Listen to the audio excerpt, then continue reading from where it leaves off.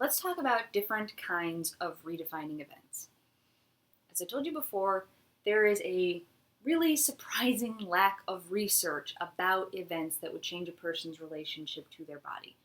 I don't know why that should be. It seems really important to me, but that's the case. So, when I was thinking about redefining events and how they change people's relationships with themselves, the first framework that came to mind for me was regarding trauma. Trauma and very intimately connected to that, consent. But we don't have a lot of research about redefining events. What we do have a ton of research on is trauma. Obviously, the circumstances surrounding a person's change to their body is going to have an impact on how they respond to that change. There's going to be a lot of other factors that we're going to talk about later, but as a first line of how to sort different kinds of redefining events, the first thing I wanted to look at was trauma. So what do we know about trauma? We know that certain kinds of bad things that happen to people are more likely to cause a sustained psychological trauma reaction than others. The factors that tend to be involved are perceived amount of control that the person undergoing the experience has, perceived malice, and the amount of support that that person is receiving. So when I'm talking about control, if a person is in the same situation as someone else, but they're under the impression that they can stop or influence that at any time, that person is usually going to have less of a negative psychological reaction to that. Unless guilt gets involved, that's a whole separate issue. But for the most part, the feeling that you have control over a situation reduces the internal feeling. When I'm talking about malice, events which are perceived by a person to have been perpetrated deliberately by another person usually have a worse psychological outcome. So, for the most part, being in a flood or a hurricane would be expected to produce less of a trauma reaction than being involved in a violent crime.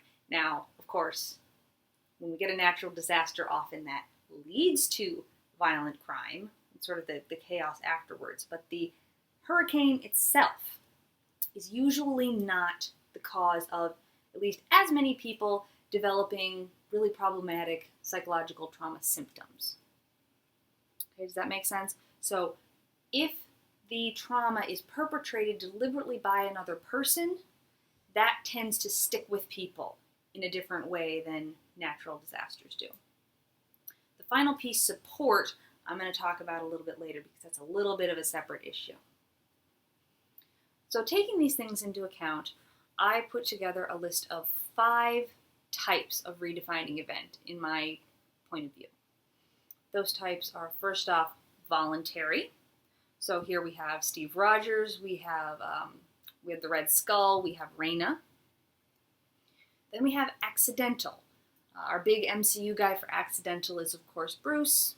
He didn't mean to be the Hulk. That was not his plan. That was not anybody's plan. No one wanted to make the Hulk. Then we have coerced. Tony is our clearest example of coerced. So he was in a situation he did not want to be in. He decided to put a power plant in his chest as a means of getting out of that. That's not something he would have done under normal circumstances. But he still had the capacity to take that control piece and have some agency in the situation and gain some of that control back to do something about it. That can be a fuzzy line, but for the purposes of this, we're going to say that that's a coerced redefining event. The fourth kind is what I'm calling a discovery type. Loki is our best example of this.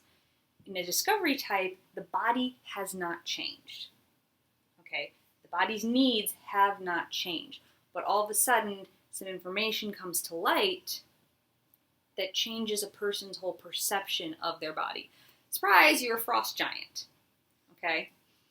And the final one, this is obviously going to be our worst case scenario, and thus the writers seem to like the best, is the forced redefining event. Pepper pots, Bucky. There's tons of examples of these guys in our Marvel Cinematic Universe. They are pretty common because it's very dramatic, and then you get a nice revenge storyline. So people like that. Now, all of these types of redefining events have real-world analogs. So they exist in our real world that doesn't have any werewolves or super soldiers or anything like that. I'll be talking more specifically about how each of these is reflected in reality in the videos that go along with each individual type of redefining event. So, watch on.